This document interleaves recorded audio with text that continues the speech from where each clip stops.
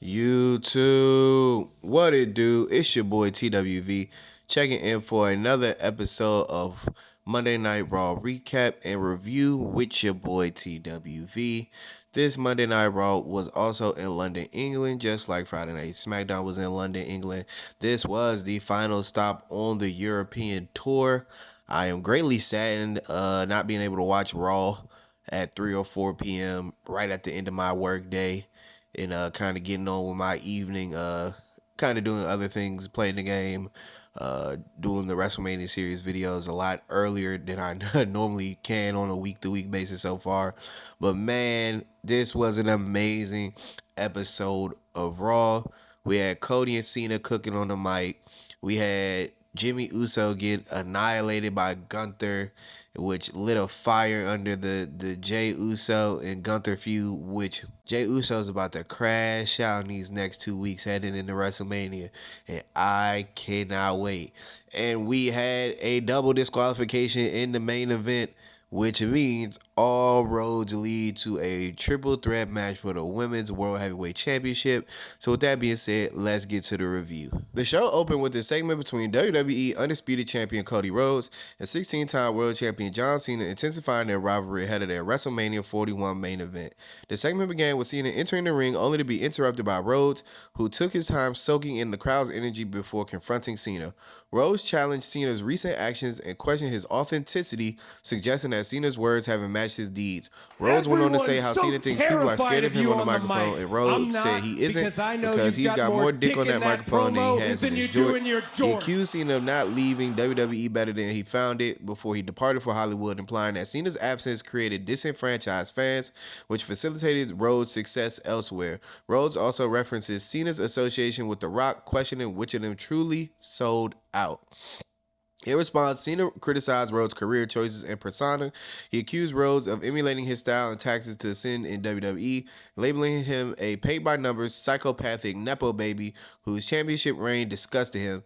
Cena further disparaged Rhodes' neck tattoo as emblematic of his inauthenticity and suggested that Rhodes is merely a common fan masquerading as a champion.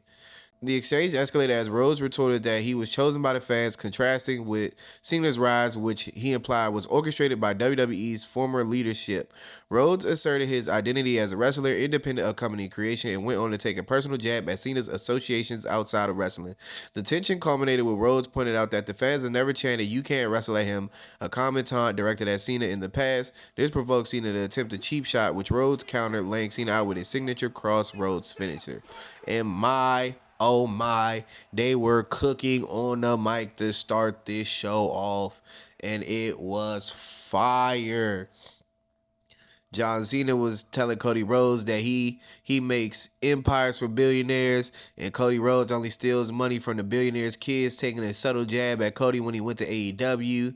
He called Cody his chauffeur, saying that he drove him up and down the road and learned everything he could from him and stole everything from him to make himself undeniable now where he's at his run. And Cody was jabbing back, saying, you know, he was made the guy from former management from a guy that we can't speak of no more. Speaking of Vince McMahon, and boy, the crowd was eating out of the palm of their hands, and this was easily the best promo segment of the year so far. I loved everything about it. Cody finally got physical with Cena. Cena finally cracked with that "You can't wrestle" chant because he knows he's been hearing that his whole career. The 5 moves of doom and things of that. So man, it was beautifully layered. Both guys got their point across on the mic, and man, I cannot wait to go to Vegas. So with that being said, let's get to the next one. The next in-ring action was the New Day, Kofi Kingston and Xavier Woods facing off against the newly reunited New Catch Republic, Pete Dunne and Tyler Bate in a highly anticipated tag match. This encounter marked Bates' return to action after recovering from a torn pectoral muscle that had sidelined him since July of 2024. The bout commenced with Xavier Woods and Tyler Bate showcasing their technical prowess.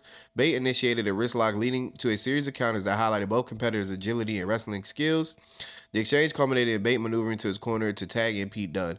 Dunne entered aggressively, delivering a forearm strike to Woods. He then applied the gym break special, targeting Woods' arm, followed by a precise bicep stomp.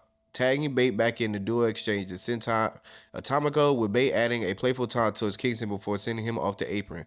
Capitalizing on their momentum, New Catch Republic performed synchronized dives to the outside, taking down both members of the New Day as the show went to a commercial break. Upon return, the New Day had gained control over Dunn.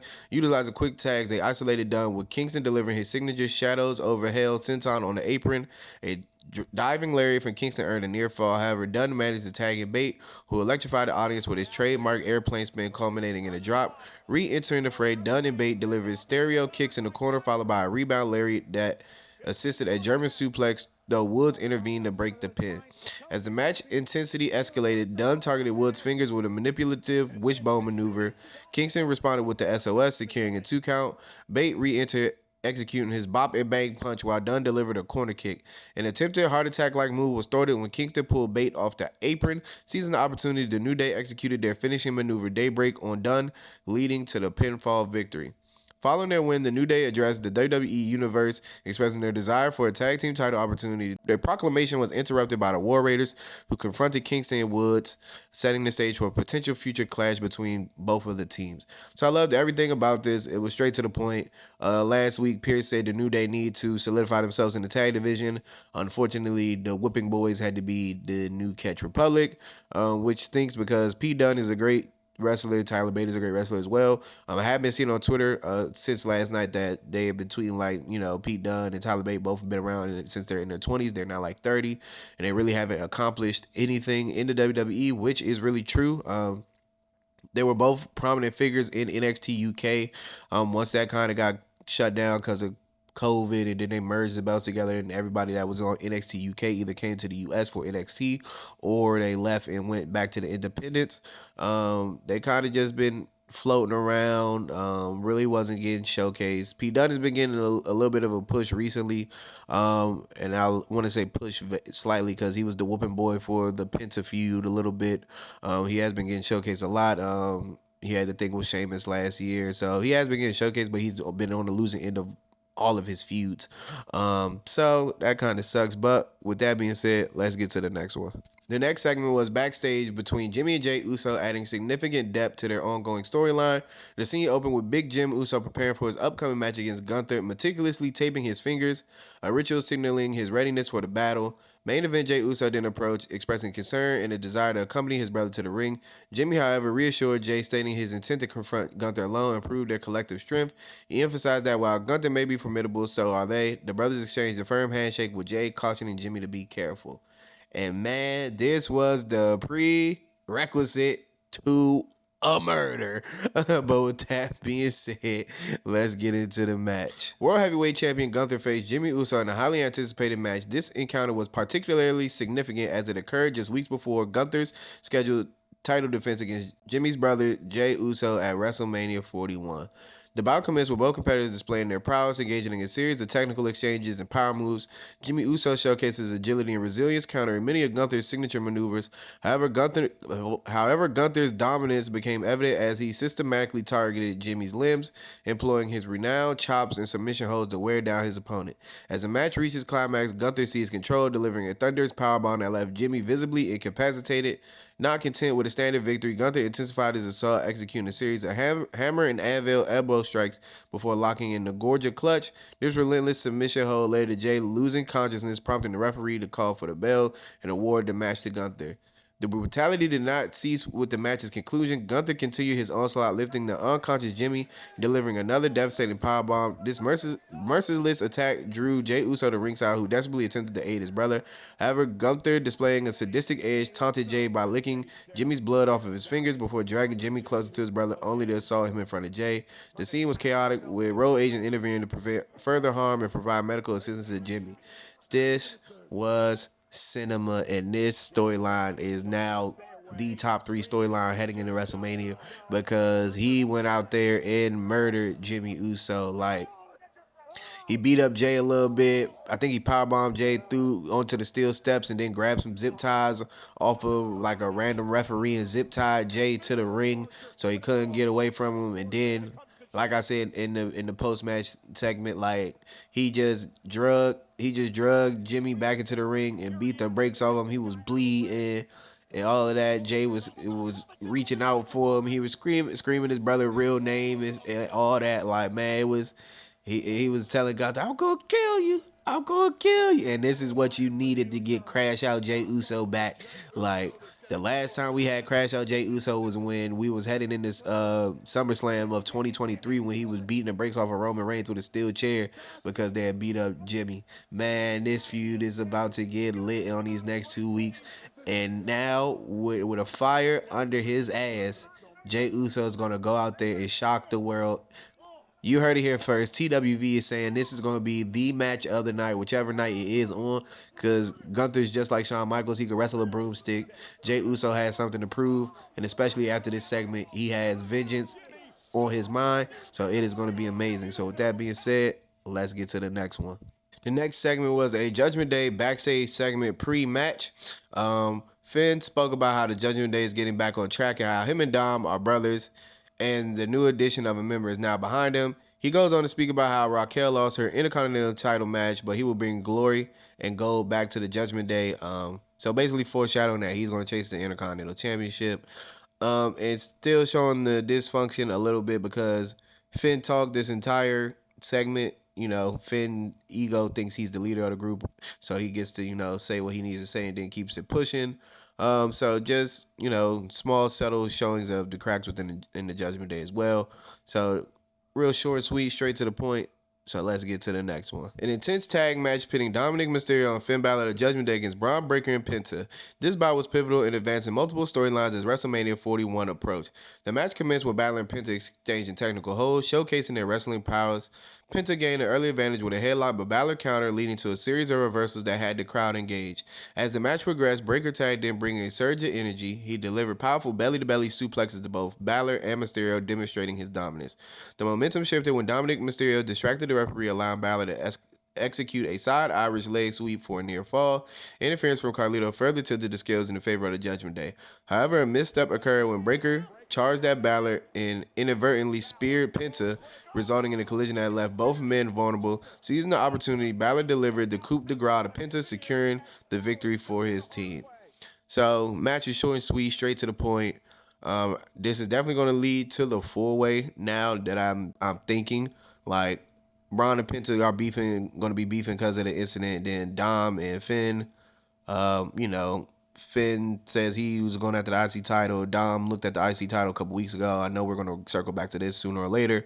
So everything about this was smooth. I loved it. Storyline advancing portion, which I really enjoyed. So with that being said, let's get to the next one. The next segment was Chad Gable backstage, adding an intriguing layer to his ongoing storyline. Gable was seen conversing with WWE official Adam Pearce, expressing enthusiasm about the recent signing of El Grande Americano and expressing a desire to face him in the ring someday. Pearce, noting Gable's recent illness, inquired about his health. Gable presented a doctor's note indicating he was still unwell. Pearce mentioned that next week's show will be in Minneapolis, Gable's hometown, prompting Gable to quickly assert that he would be fine by then. However, Pearce informed him that due to the doctor's note, a match had already been scheduled for El Grande Americano. Frustrated, Gable encountered members of the Alpha Academy, Akira Tozawa and Otis, whom he dismissed as clowns and idiots. Maxine Dupree intervened, discussing potential tag team opportunities involving Tozawa, Otis, and with herself and possibly Natalya. So this segment was smooth, nothing too spectacular. I do like seeing Alpha Academy on my screen. So we're adding another tag team back to the tag team division. We're adding another tag team to the women's division with Natalya and Maxine Dupree possibly. Natalya's the longest tenured women's superstar on the roster. Natalya's been around, I want to say, since 2007. So her being able to just teach Maxine Dupree the ropes as well and get her back on TV, because when Maxine Dupree was on TV, she was raw. Like I said in previous videos. But she was entertaining. So if she gets around Natalya and learns how to really work in that ring, I could see her, you know, getting a mid-card championship run later in the year, depending on if they keep her on TV consistently. But this segment was just, you know, storyline advancement as well. And, of course, you know, advancing the El Grande Americano thing, which is cool in my opinion. With that being said, let's get to the next one. The next segment was an intense backstage altercation between Bron Breakker and Penta, stemming from their earlier match that ended in controversy. Following their finish of their match, Bron Breakker and Penta engaged in a heated argument backstage. The tension escalated until road agents intervened to separate them, highlighting the intensity of their dispute. So Braun Breaker speared Penta in the match, and Penta was upset about it because that cost him the match. He got coup de grace by Finn Balor, so he lost. So technically, this is Penta's first loss, but it's only a tag team action. WWE now does count wins and losses to a certain extent, which is cool to see. But I loved everything about this because we're building the feud of Penta and Braun. We have basically 2 weeks, so I don't think we're going to get no more title matches between now and WrestleMania. I think keep planting this flag. I think we go the 4-way route. We go Penta, Braun, Dom, Finn. Who wins? Dominic Mysterio, I think. I think he pins Finn, and that's how he wins the belt, which will be insane, but that's my prediction. Secondary prediction would be Penta pinning Finn to get his pin back. Or Dom. I don't think Bron gets pinned at all on some Kurt Angle. I don't think Bron gets pinned at all just to keep him safe. That's why we do the multi-man match to get the belt off him without him getting pinned. But with that being said, let's get to the next one. The next segment was AJ Styles and Logan Paul engaging in an in-ring segment that further intensified their ongoing rivalry. The confrontation began with Styles addressing the audience, expressing his frustration with Paul's brash demeanor and perceived lack of respect for the wrestling industry. He acknowledged Paul's athletic talent, but questioned his commitment and understanding of the sacrifices required to succeed in the WWE. Styles emphasized that the fans care about the dedication and sacrifices wrestlers make for them, not just about talent or wealth. Logan Paul responded by highlighting his global fame and success, asserting that individuals like Styles in the London crowd couldn't comprehend his level of stardom. He mentioned his recent experience of becoming a father and spoke about teaching his daughter the art of forgiveness, stating that he forgives Styles for the incident at Madison Square Garden, but won't forget it. This remark drew strong reactions from the audience, including chants telling Paul to be quiet. Paul then attempted to belittle Styles by suggesting he wouldn't seek advice from someone he wouldn't want to trade places with. The exchange escalated when Styles, undeterred by Paul's provocations, challenged him directly, emphasizing that they were in London on Monday Night Raw, both in their wrestling gear, and questioned whether Paul intended to do. Paul, maintaining his arrogant stance, declared that he doesn't fight for free and insulted the London crowd by calling them broke, implying they couldn't afford to see him perform. He then pointed to the WrestleMania sign, indicating his desire for a high-profile match, and attempted a cheap shot at Styles. Having Styles anticipate the move, countered with punches, and set up for the signature style clash. Paul managed to escape the maneuver, leading to a scuffle that spilled outside the ring. Styles continued his assault by bouncing Paul's face off the announce desk before bringing him back into the ring. The segment concluded with Paul resorting to an underhanded tactic, wrenching the middle of the ropes into Styles' groin area as he re-entered the ring, followed by executing his finishing move, the pulverizer, leaving Styles down in the ring. So, this match is going to be really good because Logan Paul is a really great wrestler. AJ Styles is a phenomenal wrestler. So, not too high, not too low on it. It's just kind of it's a Logan Paul match, kind of. Just like last year at WrestleMania, Logan Paul's facing Randy Orton and Kevin Owens. It's going to be good because the match last year was good. Logan Paul has not disappointed in the ring yet. So, and it's AJ Styles. AJ Styles could wrestle a broomstick. Luckily, his dancing partner can actually wrestle as well. So, we're in for something great. I wouldn't say it was generational. That may surprise me though. But yeah, nothing too much on this. It's just storyline advancement. It was pretty cool. With that being said, let's get to the next one. The next segment showcased Lyla Valkira, the reigning Women's Intercontinental Champion, in a backstage interview with Jackie Redmond. In the interview, Valkira expressed gratitude to Bayley for her support in the previous week's post-match help of her because she was getting beat down, but emphasized her desire to stand independently. She noted that Bayley remains the only competitor that beat her since she has won a title, a fact that drives her nuts. And consequently, of course, Valkira announced that she would grant Bayley a championship match the following week. So we're going to have Bayley versus Lyla Valkira for the IC title this upcoming Monday. Me being a hopeful skeptical, not skeptical, but y'all get what I'm saying. I hope Roxanne interferes because we kind of disappeared from the Roxanne and Bayley thing, and that kind of is making me mad. So let's get back to that Triple H. But with that being said, storyline advancement. Let's get to the next one. Next segment was Judgment Day post-match after their tag team victory over Bron Breakker and Penta. Finn Balor is excited about pinning Penta and is ecstatic about getting the better of Bron Breakker the last 2 weeks in a row. He goes on to say that it is WrestleMania season and he has momentum and he's going to go talk to Adam Pearce about an Intercontinental Championship match, and then he exits the scene. Liv Morgan was visibly frustrated while, Finn was talking about this because She asked Dom, did he hear what he said, stating that Finn said he won, and now him and Dom doing the tag team match. Liv went on to state that him and Dom worked just as hard, and now he wants to piggyback off of that into an IC title shot.